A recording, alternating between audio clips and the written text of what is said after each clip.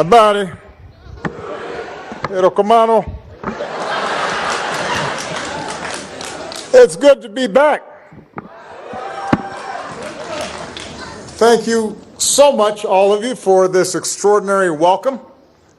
And I am grateful for your hospitality. I am grateful for your friendship. It is a joy to be back with so many people who are family to me and so many people who claim to be family to me.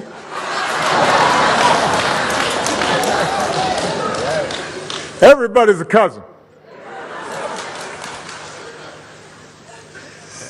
You know, I'm going to just stray from my prepared remarks for a moment to describe for you the first time I came here. I was 27 years old.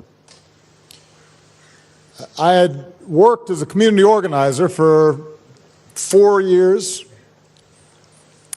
I had gotten to know Alma and fell in love with her, but we hadn't grown up together.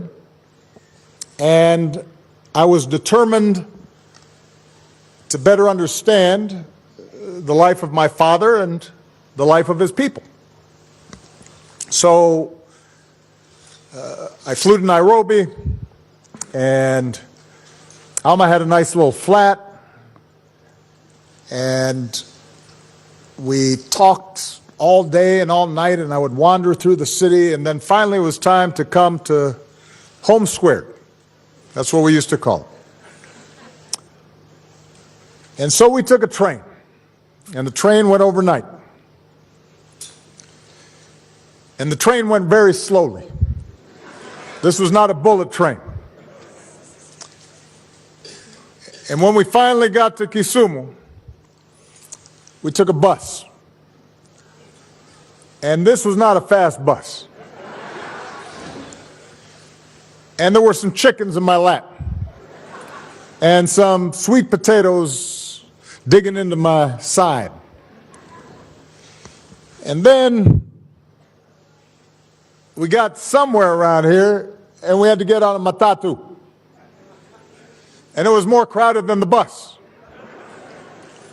And then it dropped us off, and we walked up a dirt path, and then we walked some more, and we walked some more, and finally we came to Mama Sarah's house, although it wasn't quite as fancy as it is now.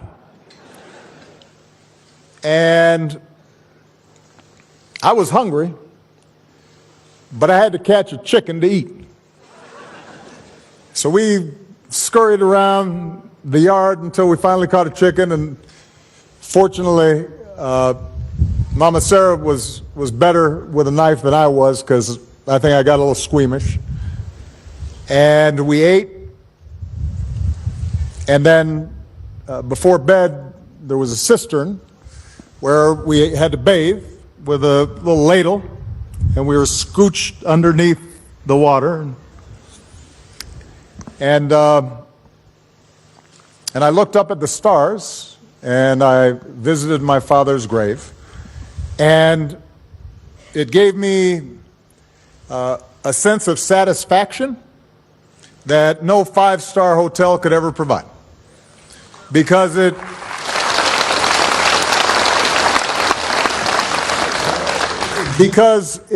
connected you to your past, and it connected you to the stories of those who came before you, and it grounded you and gave you a sense of place that then fortified you for the future. And when I think about what Alma has now accomplished in building this center, what I think about is that first night in the yard, and that first night going to sleep without running water or indoor plumbing. And the fact that because she knew where she came from, because she understood her story, and how it connected to the past and how it connected to the other young people in this community who maybe hadn't had as much opportunity as we had or had been quite as lucky. It was out of that spirit that the wonderful facility that we see today has been built. So I tell you that story because I could not be prouder of what my sister has accomplished. And I think it makes all of us who are Obamas or claim to be Obamas extraordinarily proud. Now, 3 years ago, I visited Kenya as the first sitting American president to come from Kenya.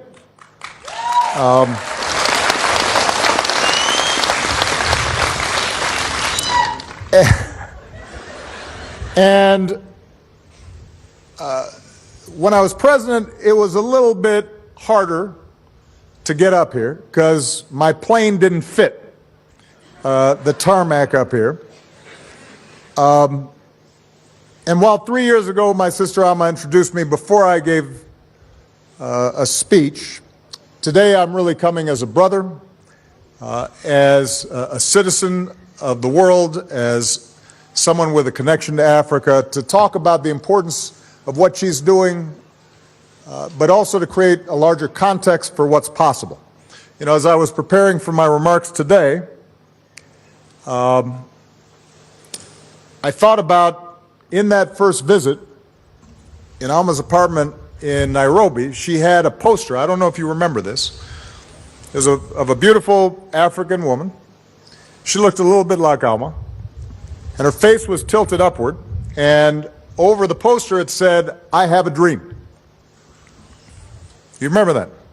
So I asked Alma at that time, what was her dream? And she laughed and she said, "Oh, Barack, my biggest problem, Barack, I have too many dreams."